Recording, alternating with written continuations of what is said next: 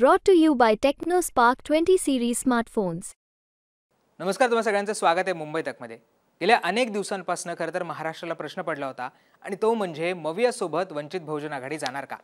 प्रकाश आंबेडकर यांनी अकोल्यामध्ये आज पत्रकार परिषद घेतली आणि या पत्रकार परिषदेमध्ये त्यांनी 9 उमेदवारांची घोषणाच करून टाकलेली आहे। एका अर्थाने प्रकाश आंबेडकर आता मवियामध्ये जाणार नाहीत हेच या घोषणेतनं आता स्पष्ट झालेलं आहे।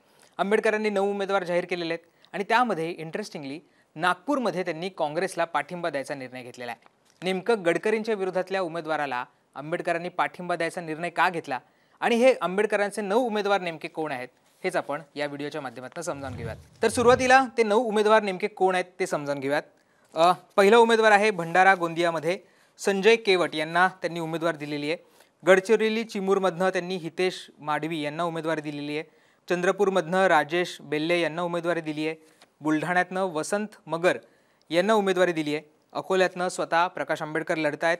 अमरावतीमधनं प्राजक्ता पिल्लेवान यांना उमेदवारी दिली आहे। वर्ध्यातनं प्रोफेसर राजेंद्र साळुंके यांना उमेदवारी दिली आहे। यवतमाळ वाशिममधनं केमसिंग पवार यांना उमेदवारी दिलेली आहे आणि एक मतदारसंघ राहतो तो रामटेक, त्याची घोषणा प्रकाश आंबेडकर लवकरच करणार आहे। त्यामुळे हे 9 उमेदवार आहेत ते प्रकाश आंबेडकरांनी आज जाहीर केलेले आहेत आणि त्याच पत्रकार परिषदेमध्ये त्यांनी हेही स्पष्ट केलं की ते नागपूरमध्ये काँग्रेसच्या उमेदवाराला पाठिंबा देणार आहेत। काँग्रेसचे जे उमेदवार आहेत विकास ठाकरे त्यांच्या मागे वंचित बहुजन आघाडीची ताकद उभी केली जाईल असं सुद्धा प्रकाश आंबेडकरांनी स्पष्ट केलेलं आहे। त्यामुळे एकीकडे आपण बघतो की विदर्भातल्या जवळजवळ सर्व जागेवर प्रकाश आंबेडकरांनी उमेदवार दिले आहेत, परंतु नागपूरच्या जागेची जेव्हा वेळ आली तेव्हा प्रकाश आंबेडकरांनी थेट काँग्रेसच्या उमेदवाराला पाठिंबा द्यायचा निर्णय घेतला। आता हा निर्णय घेण्यामागे नेमकं कारण काय आहे हे सगळं आपल्याला समजून घ्यायचं आहे। त्यापूर्वी आपण नागपूर जो लोकसभा मतदारसंघ आहे तिथे 2014 आणि 2019 मध्ये कसं बलाबल होतं हे ग्राफिक्सच्या माध्यमातून समजावून घेऊयात। तर 2014ला नागपूरमधनं नितीन गडकरी हे विजयी झाले होते आणि नितीन गडकरींना 5,87,767 इतकी मतं 2014ला पडली होती। त्यावेळेस काँग्रेसचे विलास मुत्तेवार यांना 3,02,919 इतकी मतं पडली होती आणि बीएसपी जे तिसऱ्या नंबरला होते त्यांचे उमेदवार डॉक्टर मोहन गायकवाड यांना 96,443 इतकी मतं पडली होती। हे झालं 2014चं जेव्हा मोदी लाट होती आणि मोदी लाटीमध्ये अनेक भाजपचे जे उमेदवार आहेत ते विजयी झाले होते। त्यानंतर आपण 2019चा विचार करूयात। 2019 मध्ये भाजपकडनं पुन्हा एकदा नितीन गडकरी रिंगणात होते आणि त्यावेळेस त्यांना 6,60,221 इतकी मतं मिळाली होती। त्यांच्या विरोधात सध्याचे काँग्रेसचे प्रदेशाध्यक्ष नाना पटोले हे उभे होते आणि नाना पटोलेंना 4,44,212 इतकी मतं मिळाली होती। त्याच वेळी 2019लाच बीएसपीचे मोहम्मद जमाल यांना 31,725 इतकी मतं पडली होती। तर हे 3 महत्त्वाचे जे उमेदवार होते ते 2019ला होते। आता 2014 आणि 2019 मध्ये आपण बघितलं तर 2019 मध्ये गडकरींचा लीड आहे तो कमी झाला होता आणि त्याचं जे कारण सांगितलं होतं ते म्हणजे नाना पटोले आणि तिथे असलेला जो ओबीसी मतदार आहे ते। त्यामुळे ही जी आकडेवारी होती 2014 आणि 2019ची। आता आपण आपल्या मूळ मुद्द्याकडे येऊयात ज्याच्यामध्ये प्रकाश आंबेडकरांनी नेमकं नागपूरमध्ये जो काँग्रेसचा उमेदवार आहे विकास ठाकरे यांना पाठिंबा का दिलेला आहे तर ते आपण एकेका मुद्द्यामधनं समजावून घेऊयात। पहिला मुद्दा आहे तो म्हणजे रामटेकमधनं त्यांनी तयारी सुरू केलेली आहे। प्रकाश आंबेडकरांनी रामटेकचा उमेदवार जरी जाहीर नसला केला तरी रामटेकमध्ये त्यांच्या अनेक सभा झाल्या होत्या आणि त्यावेळेसच ते रामटेकमधनं निवडणूक लढवू शकतील असं म्हटलं जात होतं। रामटेकमधनं ते आता एक उमेदवार देणार आहेत। रामटेकची जागा ही शेड्यूल कास्टसाठी राखीव आहे, तिथे वंचित बहुजन आघाडीचा केडर सुद्धा आहे, मतदार सुद्धा आहे, त्यामुळे शेड्यूल कास्टसाठी एकतर जागा राखीव असल्याने तो एक फायदा आणि दुसरीकडे तिथे मोठ्या प्रमाणावर केडर असल्याने सुद्धा प्रकाश आंबेडकरांनी रामटेकच्या जागेतनं निवडणूक लढायचा निर्णय घेतला आणि तिथे सुद्धा तुल्यबळ उमेदवार दिला जाईल असं सुद्धा प्रकाश आंबेडकरांनी स्पष्ट केलं आहे। त्यामुळे विदर्भातली एक महत्त्वाची जागा लढवत असताना रामटेकची जागा लढवत असताना दुसऱ्या जागेवर कॉन्सन्ट्रेट करावं का हा निर्णय त्यांचा असू शकतो आणि म्हणूनच नागपूरमध्ये त्यांनी विकास ठाकरेंना पाठिंबा दिलेला असू शकतो। त्यामुळे हा एक महत्त्वाचा भाग आपण याच्यामध्ये म्हणू शकतो। दुसरा मुद्दा तो म्हणजे नागपुरात बीएसपीचा केडर आहे। आपण जर बघितलं तर मायावती जेव्हा उत्तर प्रदेशचा मुख्यमंत्री होता त्यावेळेस त्यांनी अनेकदा नागपूरमध्ये त्यांचं येणं असायचं, तिथे त्यांनी सभा सुद्धा घेतल्या होत्या। नागपूर हा बीएसपी च्या विचारांचा काहीसा भाग आहे, त्यातला तिथले अनेक ज्यांचा जो केडर आहे तो बीएसपीचा आहे। आपल्याला सगळ्यांनाच माहिती आहे की नागपूरमध्ये दीक्षाभूमी सुद्धा आहे, तिथे सुद्धा मोठ्या प्रमाणावर बौद्ध समाजाची मतं आहेत, दलित समाजाची मतं आहेत, त्यामुळे तो सुद्धा फायदा बीएसपीला आत्तापर्यंत होत आलेला आहे। बीएसपीचा मोठा केडर तिथे राहिलेला आहे आणि त्यामुळे सुद्धा तो जो केडर आहे बीएसपीचा तो एक गठ्ठा सातत्याने बीएसपीला मतदान करत आलेला आहे, कट्टर त्यांचा समर्थक राहिलेला आहे। त्यामुळे तो सुद्धा एक महत्त्वाचा मुद्दा इथे ठरतो की त्यामुळे सुद्धा प्रकाश आंबेडकरांनी तिथे उमेदवार दिलेला नाहीये. तिसरा मुद्दा सुद्धा महत्त्वाचा आणि तो सुद्धा आपल्या दुसऱ्या मुद्द्याशी संदर्भातला आहे. तो म्हणजे नागपूरमध्ये व्हीबीएचा तितका केडर नाही. म्हणजे जसं आपण मगाशी म्हटलं की बीएसपीचा एक केडर आहे, बीएसपी आणि व्हीबीए दोघांचा मतदार हा सारखाच आहे. त्यांचे जे लोक आहेत ते सुद्धा सारखेच आहेत. आता असंही सांगितलं जातं की बीएसपीतले अनेक लोक हे व्हीबीएमध्ये सुद्धा येत आहेत. त्यामुळे सुद्धा मोठ्या प्रमाणावर केडर तयार करणं हा एक आव्हान आहे वंचित बहुजन आघाडीला. आणि म्हणावं तितकं म्हणजे इतर मतदारसंघामध्ये जसं व्हीबीएचं केडर आहे, मग अकोला असेल, सोलापूर असेल, नांदेड असेल, या भागामध्ये जशी पक्ष बांधणी आहे तशी बांधणी अद्याप तरी नागपूरमध्ये दिसत नाहीये. जे आपले तिथले प्रतिनिधी आहेत किंवा तिथले काही सूत्र आहेत त्यांच्याकडनं असे कळतं की त्या प्रमाणात पक्ष बांधणी ही नागपूरमध्ये नाहीये. आणि म्हणूनच जास्तीत जास्त जागांवर निवडणूक लढवण्यापेक्षा जिथे आपला ताकद आहे, जिथे आपला केडर आहे, तिथनं निवडणूक लढावी असा निर्णय हा प्रकाश आंबेडकरांनी घेतला असावा. आणि म्हणूनच नागपूरमधनं त्यांनी उमेदवार न देता थेट काँग्रेसला पाठिंबा द्यायचा निर्णय घेतलेला आहे. चौथा आणि तो सुद्धा महत्त्वाचा मुद्दा आहे, तो म्हणजे 7 जागांवर प्रकाश आंबेडकरांनी काँग्रेसच्या उमेदवाराला पाठिंबा देण्याचं याआधीच जाहीर केलेलं आहे. याआधी त्यांनी जी पत्रकार परिषद घेतली होती त्यावेळेस त्यांनी असं म्हटलं होतं की 7 जागा काँग्रेसने आम्हाला सांगाव्या की ज्या जागेवर आम्ही त्यांना पाठिंबा देऊ. त्यांनी थेट खरगेंना पत्र लिहिलं होतं आणि त्या पत्रामधनं त्यांनी त्या सगळ्या गोष्टी स्पष्ट केल्या होत्या.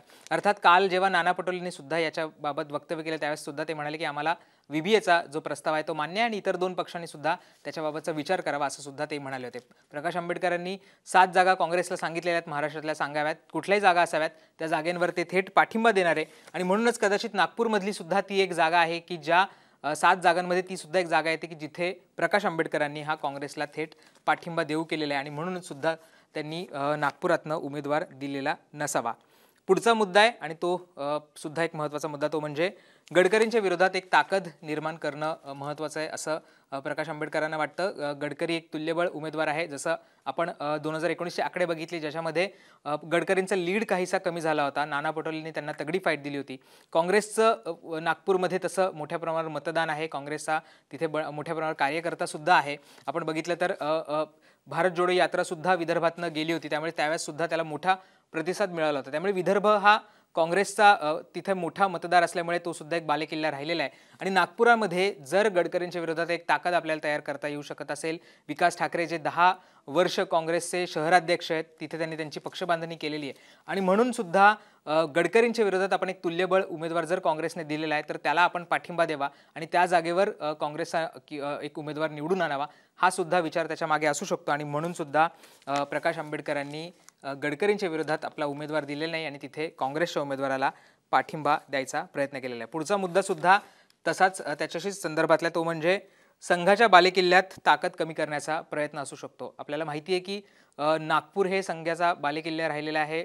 नागपूर हे त्यात राष्ट्रीय स्वयंसेवक संघाचं महत्त्वाचं केंद्र आहे आणि प्रकाश आंबेडकर सातत्याने RSS असेल, भाजप असेल यांच्या जी विचारसरणी आहे त्याच्यावर टीका करत असतात, त्या विचारसरणीचा विरोध करत असतात. आणि म्हणून जर काँग्रेस तिथे उमेदवार देती आहे आणि आपला आणि काँग्रेसचा याबाबतचा विचार जर सारखा असेल तर काँग्रेसच्या उमेदवाराला आपण तिथे पाठिंबा द्यायला हवा.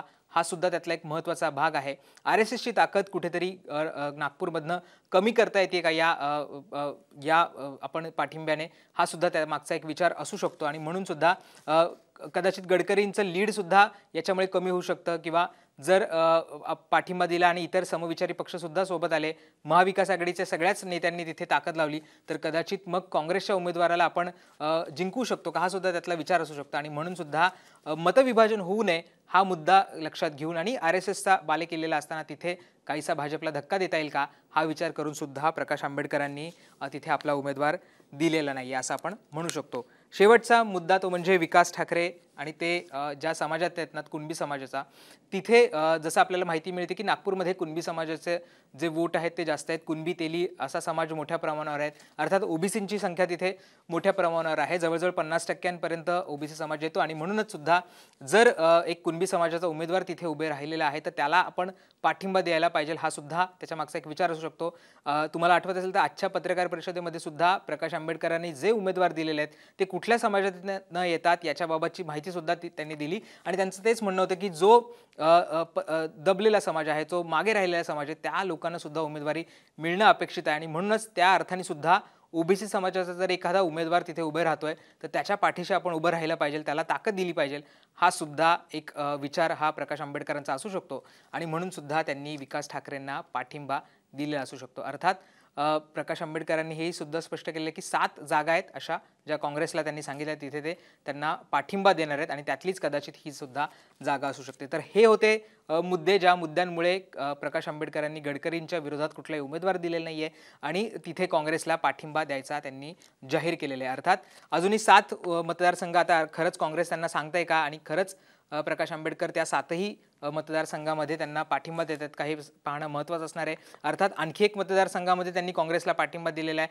आणि तो केवळ काँग्रेसला पाठिंबा नाही आहे तर तिथे शाहू महाराज उभे राहत आहेत. कोल्हापूरमधनं शाहू महाराजांनी उमेदवारी दाखल केलेली आहे, ते काँग्रेसचे उमेदवार असणार आहे आणि म्हणून सुद्धा प्रकाश आंबेडकरांनी कोल्हापूरमध्ये सुद्धा त्यांना बिनशर्त पाठिंबा दिलेला आहे. 2 जागा आहेत, त्या 2 जागांवर आता काँग्रेसला प्रकाश आंबेडकरांचा पाठिंबा असणार आहे. येत्या काळामध्ये आणखी काही होतंय का, काँग्रेससोबत ते काही जागांवर वाटाघाटी करतायत का, हे सुद्धा पाहणं महत्त्वाचं असणार आहे. मवियाचे नेते सुद्धा प्रकाश आंबेडकरांनी जे उमेदवार जाहीर केले आहेत त्याच्यावर प्रतिक्रिया देत आहेत. त्यामुळे येत्या काळामध्ये प्रकाश आंबेडकर आणखी काही वेगळा निर्णय घेत आहेत का, ते मनोज जरांगे पाटील यांच्याशी सुद्धा बोलत आहेत, ते दोघं मिळून काही नवीन समीकरण मांडतायत का, हे सुद्धा पाहणं महत्त्वाचं असणार आहे.